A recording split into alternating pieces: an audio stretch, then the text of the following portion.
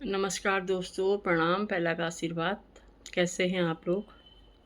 दोस्तों, आज एक जानकारी जो हमारे उत्तराखंड और पूरा यूपी में, हमारे देश में हर जगह ये चीज़ें मनाई जाती हैं और वो हैं 16 संस्कारों में से एक संस्कार छठी, जो बच्चे के जन्म, चाहे लड़का हो चाहे लड़की हो, उसके जन्म के छठवें दिन मनाई जाती है।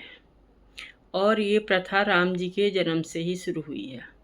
राम जी के जन्म के छठवें दिन राजा दशरथ ने बहुत धूमधाम से ये कार्य किया था, तो तब से ये प्रथा चली हुई आ रही है। ये मैंने पढ़ा किताबों में। तो बाकी आप लोगों के पास कोई जानकारी है छठी के बारे में तो क्यों? छठी के दिन छठ माता की पूजा की जाती है, जो बच्चों के लिए होती है। और हमारा जन्म बार होता है तो उस दिन भी षष्ठी देवी की पूजा होती है। तो ये कुछ हमारी परंपराएं हैं जो हम लोग अभी से चलती हुई आ रही हैं। तो यूपी में भी इसको मनाते हैं।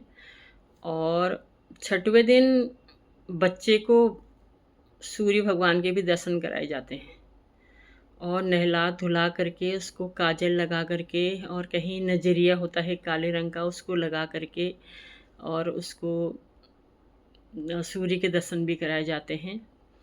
और हमारे उत्तराखंड में भी बहुत जगह ऐसा रिवाज है। कहीं मेरे यहाँ तो नहीं है, लेकिन कहीं और जगह है, कई लोगों में ये है, छठी मनाते हैं। तो छठी के दिन पूरा सामान लेकर के जाते हैं मायके वाले भी, और लड़की के लिए भी जो लत्ता कपड़ा वगैरह सब चीज़ होता है, वो सब चीज़ें लेके जाती हैं। छठी की शाम को पूजन होता है छठाई के दिन, और उस दिन शाम को गीत और संगीत सब चीज़ होता है, फिर रात का भोजन होता है। तो छठी भी नामकरण से भी ज़्यादा अच्छी बनाई जाती है। तो ये हमारे अपने 16 संस्कारों में से एक संस्कार है छठी। क्योंकि अभी छठी की इसलिए याद आई कि जन्माष्टमी हुई थी, तो शनिवार को भगवान कृष्ण की छठी मनाई जाएगी। तो शहरों में क्या करते हैं, पूरे 2 महीने जो ये भात कढ़ी चावल खाते नहीं हैं, क्योंकि बादी होता है या कुछ छोड़ा हुआ होता है इस महीने। तो साइड इफ़ेक्ट भी हो गए वैज्ञानिक हिसाब से भी।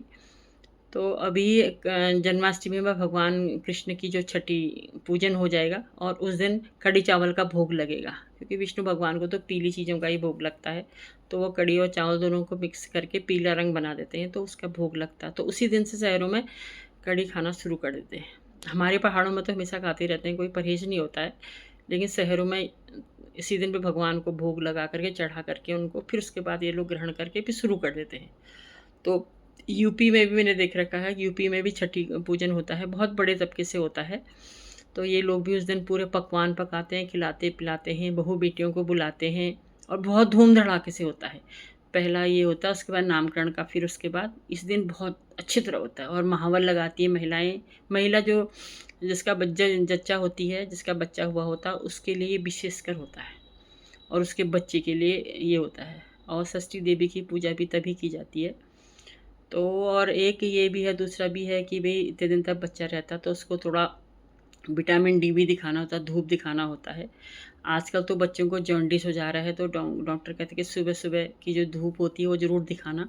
तो पहले ऐसी बीमारियाँ नहीं होती थी। तो 5वें दिन कहीं 5वें दिन होता, कहीं छठे दिन होता है। तो कल एक भाई बोल रहे थे, शायद गढ़वाल से ही, वो कहते 5वें दिन धूप दिखाते हैं हमारे यहाँ। तो ये हमारे यहाँ और कुमाऊँ की तरफ छठीवाँ दिन छठी मनाते हैं। तो छठी का ये है, अगर आप लोगों के पास भी कोई जानकारी है तो ये बताइए। तो छठी भी बहुत अच्छी तरह पूजी जाती है। मेरे यहाँ भी मेरी बहन के घर में मनाई जाती है। मेरे तो मायके में नहीं, मेरे ससुराल में भी नहीं देखा मैंने ये सब चीज़ें। और बहुत लोगों में है, ये रिवाज है, अभी भी हमारे उत्तराखंड में रिवाज है ये। तो छठ माई की पूजा होती है, और उस दिन महिला के लिए मायके से सब चीज़ जाता है।